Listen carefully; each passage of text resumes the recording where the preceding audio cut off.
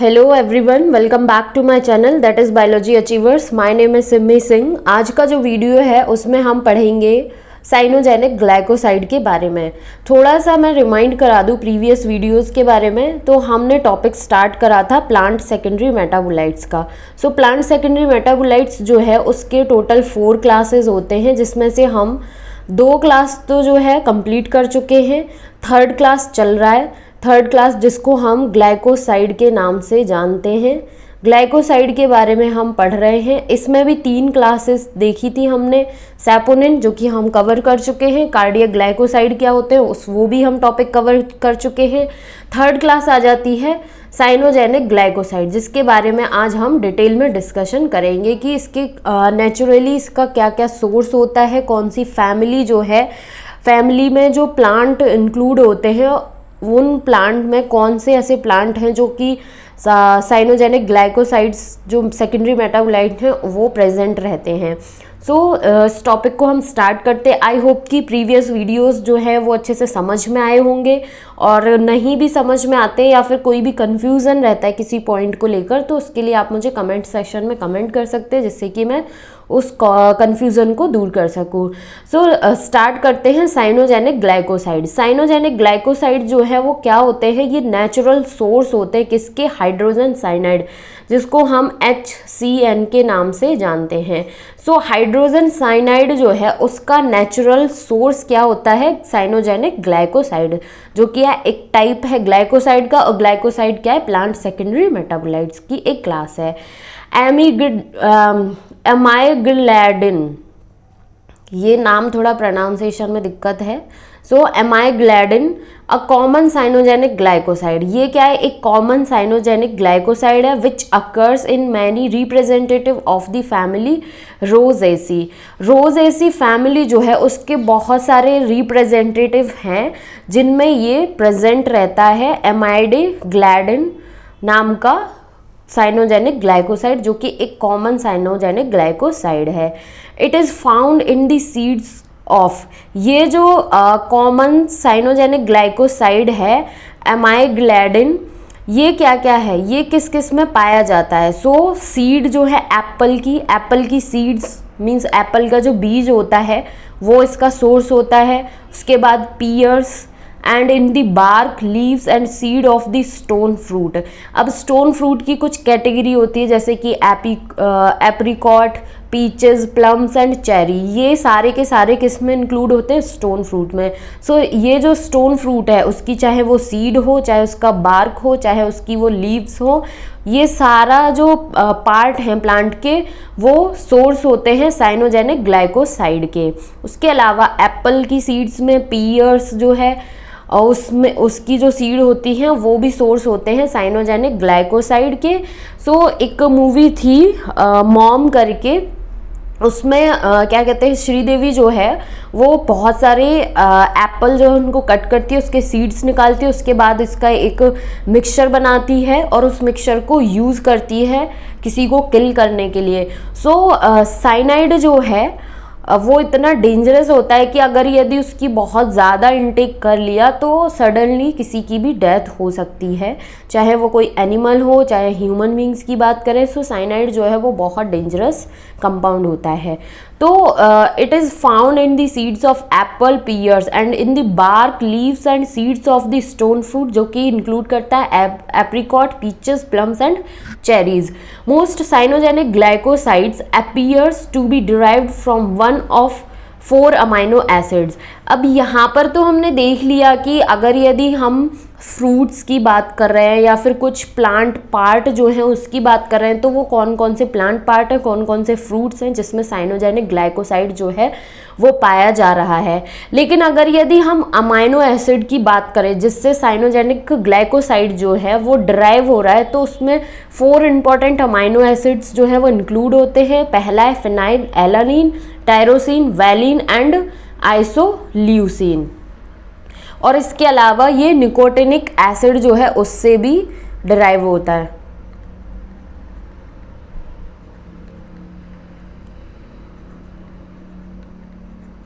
सो ये जो 4 amino acids हैं, इंपॉर्टेंट अमाइनो एसिड्स हैं, बिकॉज डिफरेंट टाइप के अमाइनो एसिड्स पाए जाते हैं, लेकिन ये सिर्फ और सिर्फ 4 पर्टिकुलर अमाइनो एसिड्स हैं जिससे कि साइनोजेनिक ग्लाइकोसाइड जो है वो ड्राइव होता है, और उसके अलावा निकोटिनिक एसिड जो है वो भी इसका सोर्स है जिससे कि ये ड्राइव होता है। अगर यदि हम साइनोजेनिक ग्लाइकोसाइड के बारे में और बात करें, इसकी टॉक्सिसिटी के ऊपर बात करें, तो इंटैक्ट फॉर्म जो होती है साइनोजेनिक ग्लाइकोसाइड की वो नॉट टॉक्सिक मीन्स उतनी टॉक्सिक नहीं होती है, but when the plant is damaged by herbivore, the glycoside undergo an enzymatic breakdown and cyanide is released। so simple सी बात है कि फॉर एग्जाम्पल कोई प्लांट है, प्लांट जो है वो साइनाइड जैसे कि एप्रीकॉट है, पीचेस है, प्लम्स हैं, चेरीज़ है, तो इसके बार्क में भी साइनोजेनिक ग्लाइकोसाइड प्रेजेंट है, इसके सीड में भी प्रेजेंट है, इसके लीव्स में भी प्रेजेंट है। तो हमने एग्जांपल ले लिया कि एप्रीकॉट की हम बात कर रहे हैं, तो इसकी जो लीव्स हैं उसके लीव्स के अंदर इंटैक्ट फॉर्म में जो साइनोजेनिक ग्लाइकोसाइड प्रेजेंट है तो वो टॉक्सिक नहीं होगा। लेकिन जब अगर यदि उस प्लांट की लीव्स को किसी हर्बीवोर ने या फिर किसी भी तरीके से उस प्लांट की लीव्स जो है वो डैमेज हो गई, क्रश हो गई, तो उसके बाद उसमें एंजाइमेटिक रिएक्शन, एंजाइमेटिक जो प्रोसेस है, एंजाइम्स जो हैं, डिफरेंट एंजाइम्स प्रेजेंट होते हैं जो वो रिएक्शन करना स्टार्ट कर देंगे, सो जिसको हम बोलते हैं एंजाइमेटिक ब्रेकडाउन। तो एंजाइमेटिक ब्रेकडाउन की वजह से साइनाइड जो है वो रिलीज हो जाता है, और साइनाइड जो है वो बहुत ज़्यादा टॉक्सिक होता है। साइनाइड जो कि एक नॉन कॉम्पिटिटिव इनहिबिटर है किसका, साइटोक्रोम ऑक्सीडेज का। तो ये पॉइंट बहुत ज़्यादा इंपॉर्टेंट हो जाता है कि साइनाइड जो है वो क्या है, ये एक नॉन कॉम्पिटिटिव इनहिबिटर है, कॉम्पिटिटिव नहीं है, अनकॉम्पिटिटिव नहीं है, नॉन कॉम्पिटिटिव इनहिबिटर है किसका, साइटोक्रोम ऑक्सीडेज का। सो ये चीज़ याद रखनी है, बिकॉज इससे बहुत अच्छे से क्वेश्चन जो है उसका फॉर्मेशन हो जाता है कि साइनाइड जो है वो एक कॉम्पिटिटिव इनहिबिटर है, नॉन कॉम्पिटिटिव, अनकॉम्पिटिटिव, इस तरीके से पूछ लिया जाएगा। सिर्फ और सिर्फ जो नॉन कॉम्पिटिटिव वाला ऑप्शन होगा वही करेक्ट होगा, और किसका इनहिबिटर है, साइटोक्रोम ऑक्सीडेज का। सो ये थे कुछ पॉइंट साइनोजेनिक ग्लाइकोसाइड के बारे में। आई होप कि ये सारे पॉइंट्स जो हैं वो अच्छे से समझ में आए होंगे, चाहे वो टॉक्सिसिटी की बात हो रही हो, चाहे वो अमाइनो एसिड के बेसिस पर किस अमाइनो एसिड से ड्राइव हो रहा है, या फिर अगर यदि हम बात करें तो कुछ फ्रूट्स, प्लांट पार्ट जो है जिससे वो ड्राइव हो रहा है साइनोजेनिक ग्लाइकोसाइड, और क्या है, नेचुरल सोर्स है किसका, हाइड्रोजन साइनाइड का। ये भी हमें अच्छे से याद रखना है।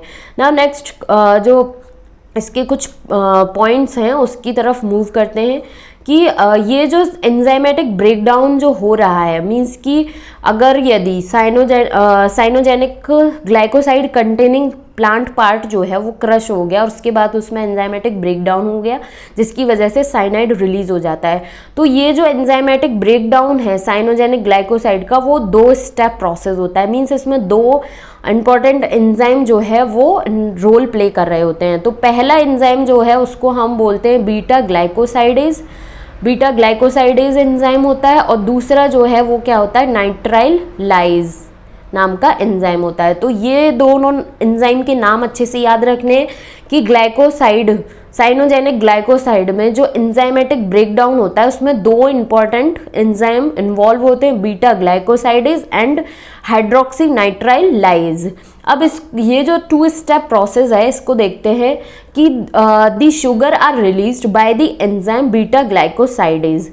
जब ये फर्स्ट एंजाइमेटिक रिएक्शन हो रही होगी तो उसमें क्या है कि शुगर जो है वो बीटा ग्लाइकोसाइडेज एंजाइम की हेल्प से रिलीज हो जाता है, दी रिजल्टिंग हाइड्रोक्सी नाइट्राइल। उसके बाद हाइड्रोक्सी नाइट्राइल जो है कंपाउंड उसका फॉर्मेशन होता है। अब ये जो हाइड्रोक्सी नाइट्राइल कंपाउंड जो फॉर्म हुआ है वो मॉडरेटली क्या होता है, अनस्टेबल होता है and will slowly decompose liberating hydrogen cyanide in the process.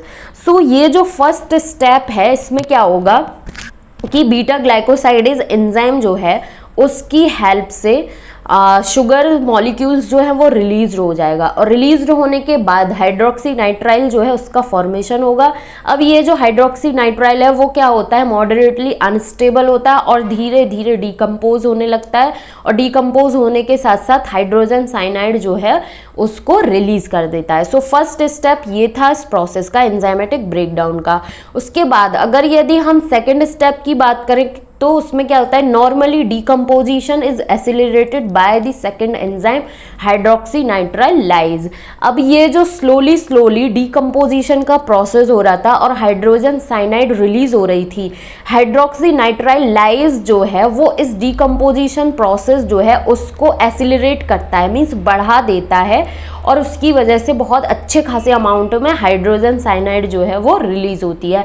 I hope कि ये जो एंजाइमेटिक ब्रेकडाउन है साइनोजेनिक ग्लाइकोसाइड का, जो कि 2 स्टेप प्रोसेस था, 2 इंपॉर्टेंट एंजाइम्स जो है इसमें इन्वॉल्व हो रहे थे, वो अच्छे से समझ में आया होगा।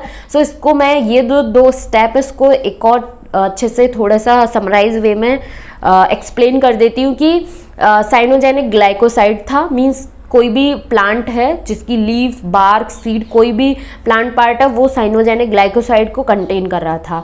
तो उसमें क्या हुआ गया कि जब वो डैमेज हो जाता है वो पार्ट, तो उसमें बीटा ग्लाइकोसाइडेज नाम का एंजाइम जो है वो इन्वॉल्व होता है। तो बीटा ग्लाइकोसाइडेज एंजाइम की हेल्प से साइनोजेनिक ग्लाइकोसाइड जो है उससे शुगर मॉलिक्यूल रिलीज हो जाते हैं और हाइड्रोक्सी नाइट्राइल का फॉर्मेशन हो जाता है, जो कि अनस्टेबल होता है और धीरे धीरे डिकम्पोज होने लगता है, और जिसकी वजह से हाइड्रोजन साइनाइड रिलीज होती है। अब ये धीरे धीरे हो रहा था फर्स्ट स्टेप में प्रोसेस। अब ये जो स्लोली डिकम्पोजिशन का प्रोसेस है इसको एक्सेलरेट करने के लिए एक अनदर एंजाइम जो है इंपॉर्टेंट रोल प्ले कर रहा होता है, जिसको हम बोलते हैं हाइड्रोक्सी नाइट्राइल लाइज, जो कि डिकम्पोजिशन के प्रोसेस को एक्सेलरेट कर देता है, जिसकी वजह से अच्छे खासे अमाउंट में हाइड्रोजन साइनाइड जो है वो रिलीज होती है। नाउ अगर यदि हम और इसके कैरेक्टरिस्टिक्स की बात करें तो एक प्लांट होता है sorghum, for example the cyanogenic glycoside. ये वाला जो प्लांट है सोरगम, इसमें जो साइनोजेनिक ग्लाइकोसाइड जिसको हम ढूरिन के नाम से जानते हैं, तो ढूरिन जो है वो क्या है, ये सिंथेसाइज्ड होता है एंड स्टोर होता है एपिडर्मल सेल्स में। लेकिन अगर यदि हम glycosidase enzyme means beta glycosidase और हाइड्रोक्सी नाइट्राइल लाइज की बात करें तो ये कहाँ पर पाया जाता है, ये मीजोफिल सेल्स में पाया जाता है। सो इस तरीके से लोकेशन का भी अच्छे से ध्यान रखना है। उसके बाद most animals have the ability to detoxify a small quantity of cyanide. Mostly जो एनिमल्स होते हैं उनके पास एबिलिटी होती है कि जो स्मॉल क्वांटिटी है साइनाइड की उसको डिटॉक्सिफाई कर सकें। बहुत ज़्यादा अमाउंट होगा, बहुत ज़्यादा क्वांटिटी होगी साइनाइड की तो वो डेंजरस हो सकती है, लेकिन एक पर्टिकुलर रेंज में साइनाइड की जो क्वांटिटी है उसको मोस्टली एनिमल्स जो हैं उसको डिटॉक्सिफाई कर लेते हैं। सो आई होप कि अभी तक के जितने कैरेक्टरिस्टिक्स थे साइनोजेनिक ग्लाइकोसाइड के बारे में, उसके जो एंजाइमेटिक प्रोसेस है वो चीज़ें अच्छे से समझ में आई होंगी। नाउ और जो इसके कैरेक्टरिस्टिक्स हैं जो कि बहुत इंपॉर्टेंट होते हैं उसके बारे में हम देखते हैं। The level of cyanogenic glycoside. अब साइनोजेनिक ग्लाइकोसाइड जो है उसका लेवल प्लांट्स में बहुत वेरिएबल होता है, हाईली वेरिएबल होता है, जो कि इन्फ्लुएंस्ड होता है बाय बोथ जेनेटिक कंट्रोल और environmental stress. Genetic control means genetic basis पे उस चीज़ को कंट्रोल किया जा सकता है, या फिर बहुत सारे ऐसे इन्वायरमेंटल फैक्टर्स होते हैं जो कि इस चीज़ को इन्फ्लुएंस करते हैं, किसको, जो लेवल है प्लांट्स में साइनोजेनिक ग्लाइकोसाइड का। सो इस बेसिस पे कहते हैं कि the level of cyanogenic glycoside in plants is highly variable, जो कि इन्फ्लुएंस्ड होता है जेनेटिक कंट्रोल और एनवायरमेंटल स्ट्रेस से। Many common food plants naturally contain cyanogenic glycosides in concentration sufficiently low that they are not normally a health hazard। अब ये कह रहा है कि बहुत सारे कॉमन फूड प्लांट्स जो है वो नेचुरली साइनोजेनिक ग्लाइकोसाइड जो है वो उसको कंटेन करते हैं। फॉर एग्जाम्पल अगर यदि हम एक एप्पल की बात करें तो एप्पल की जो सीड होती हैं उसमें साइनाइड जो है उसमें प्रेजेंट होता है, जो कि साइनोजेनिक ग्लाइकोसाइड से मिलता है साइनाइड। तो मोस्टली जो कॉमन फूड प्लांट्स होते हैं उनमें नेचुरली पाया जाता है साइनोजेनिक ग्लाइकोसाइड जो है, लेकिन उसकी जो कंसंट्रेशन जो होती है, उसका जो अमाउंट होता है वो बहुत ज़्यादा नहीं होता, जिसकी वजह से वो टॉक्सिक्स नहीं कंसीडर किए जाते हैं। So in the concentration sufficiently low that they are not normally a health hazard, means हमारी हेल्थ के लिए प्रॉब्लमेटिक नहीं होते हैं। सो इतनी कम अमाउंट में उसकी कंसेंट्रेशन पाई जाती है जो कॉमन फूड प्लांट्स होते हैं उनमें, जो कि हमारी हेल्थ के लिए प्रॉब्लमेटिक कंसीडर नहीं होते हैं। तो ये जो कॉमन फूड प्लांट्स जो नेचुरली कंटेन कर रहे हैं साइनोजेनिक ग्लाइकोसाइड को, तो वो उसमें क्या क्या आ जाता है, so and other beans, fabaceae family से apple, apricots, peaches, plums and other fruits in the family rosaceae and flax seeds which is a popular health food. So इसमें क्या क्या आ जाता है, so and other beans, fabaceae family से apple, apricot, peaches, plums and other fruits in the family of rosaceae, और उसके बाद फ्लैक्स सीड्स जो कि एक पॉपुलर हेल्थ फूड होते हैं। सो ये इतने सारे इसके सोर्स होते हैं साइनोजेनिक ग्लाइकोसाइड के, लेकिन इसमें जो कंसंट्रेशन है साइनोजेनिक ग्लाइकोसाइड की, मीन्स साइनाइड की, वो इतनी ज़्यादा नहीं जो होती है जो कि हमारी हेल्थ के लिए प्रॉब्लम क्रिएट कर सके। One food source that contain a large amount of cyanogenic glycoside. So अब ये एक स्पेशल केस हो गया, स्पेसिफिक हो गया एक फूड सोर्स। सो इससे क्वेश्चन आता है और आ भी सकता है, आराम से क्वेश्चन का फॉर्मेशन होता है कि one food source that contain large amount of cyanogenic glycoside, वो क्या है, कसाबा। ये क्या, a potato like root of the tropical plant manihot esculenta. ये एक ट्रॉपिकल प्लांट होता है manihot esculenta, potato like root होती हैं इसकी। सो ये क्या है, ये एक ऐसा वन ऑफ द सोर्स है जो कि लार्ज अमाउंट में साइनोजेनिक ग्लाइकोसाइड जो है उसको कंटेन करता है। बाकी जो हमने देखे, एप्पल हो, फ्लैक्स सीड हो, बीन्स हो, स्टोन फ्रूट हो, means Apple, apricot, peaches, plums, ये जो है इनमें इतनी ज़्यादा अमाउंट में साइनोजेनिक ग्लाइकोसाइड नहीं प्रेजेंट होता है जो कि हमारी हेल्थ के लिए एक प्रॉब्लम क्रिएट कर सके। आई होप कि साइनोजेनिक ग्लाइकोसाइड जो है उसका लेक्चर अच्छे से समझ में आया होगा, इनके कैरेक्टरिस्टिक, इसकी इंपॉर्टेंस, इसके इंपॉर्टेंट सोर्स, सारी चीज़ें। अगर यदि किसी भी पॉइंट में कन्फ्यूज़न रहता है या फिर इससे भी और ज़्यादा डिटेल में पढ़ना चाहते हैं तो उसके लिए आप मुझे कमेंट सेक्शन में कमेंट करें। मेरे वीडियोस पसंद आते हैं तो प्लीज़ मेरे चैनल को सब्सक्राइब करें, वीडियोस को लाइक करें, शेयर करें अपने फ्रेंड्स के साथ, जिससे कि उन लोगों तक भी ये इंपॉर्टेंट इन्फॉर्मेशन पहुँच पाए जो कि बहुत सारे एग्ज़ाम्स के लिए इम्पॉर्टेंट होती है। नाउ एक छोटा सा टॉपिक और बचता है इस क्लास का, जिसको हम ग्लूकोसाइनोलेट के नाम से जानते हैं। उसके बारे में हम नेक्स्ट वीडियो में डिस्कशन करेंगे। Thank you so much for watching.